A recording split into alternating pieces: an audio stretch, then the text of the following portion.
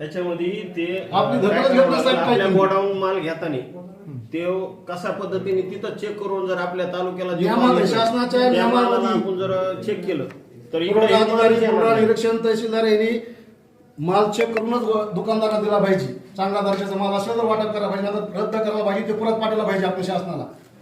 आपण एक वेळेस आपण ह्याचंच काम नाही शासन आहे, सर. पुढच्या वेळेस पुन्हा 2-3 टप्प्यामध्ये येतो. वर्षात जर असा 2-3 टायमाला माल येतो दरवर्षी.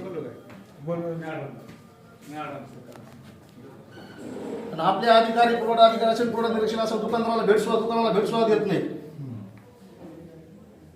पण आम्ही गौरव बसच वाटत नाही. आम्हाला खायला धान्य देणार तर आम्हाला जनावर वाटत करत का? आम्ही जनावर आहेत का आम्ही?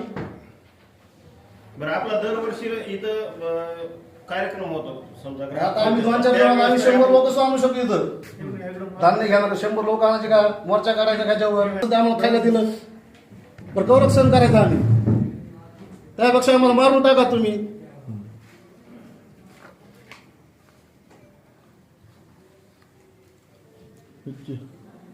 स्वतः ऐकत आता ह्याच्यामध्ये तुम्हाला पुन्हा तुमच्या कामाबाबत आता सगळी माहिती.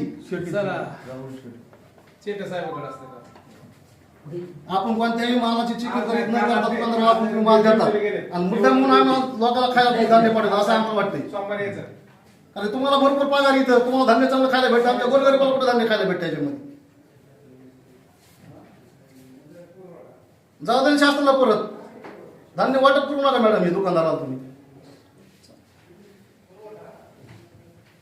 ते त्याला उचलायला हे असं आणि दर महिन्याला आपलं काम आहे दुकानाला भेट देणं, भेट बी द्यायचं काम करा थोडं. धान्य दुकानात वाढ येतंय कसं, वाटप होतंय कसं, ते लक्ष थोडं द्या आपण. मेन तर आपण गोदामामध्ये माल येत असेल किंवा गाडी येत असेल, तुम्ही मला आता कामाला गाडी येते, गोदामात माल येत नाही, मग ठीक आहे, गोदामात माल येत नसेल तर गाडी तुम्ही चेक करा ना.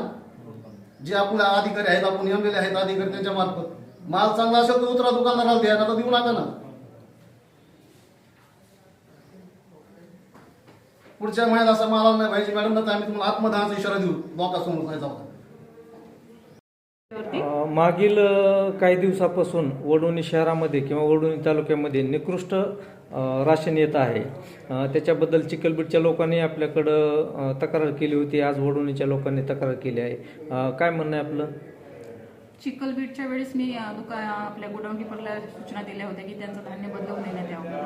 आणि आता हा जो प्रकार आहे आम्ही जिल्हा पुरवठा कार्यालयाला त्याचा अहवाल सादर करू की आमच्याकडे असं असं धान्य येऊन राहिलं आहे म्हणून. बरं, पण याच्यावर गोडाऊन किपर किंवा यांचं काही जे तिथले जे कर्मचारी आहेत त्यांचं काही लक्ष नाही का, की त्यांना माल तपासून घेता येत नाही का? नाही, हा थेट वाहतुकीचा आहे धान्य. त्याच्यावर देखरेख कोणाची आहे? ते वाहतूक प्रतिनिधीची असते किंवा ते तपासूनच, जेव्हा तिकडून गाडी येते त्यावेळेस ते तपासूनच पाठवतात. बरं बरं, तिथले लोक काय बी करू शकतात समजा, पण आपल्या लेवलला आपण तपासलं पाहिजे असं नाही का वाटत तुम्हाला? आता ते गाडी उतरवतानाच मग दुकानदारांनी सांगायला पाहिजे होतं की आमच्याकडे गाडी अशी अशी आली तर आम्ही उतरवून नाही घेणार, मग आपण लगेचच ऍक्शन घेता आली असते.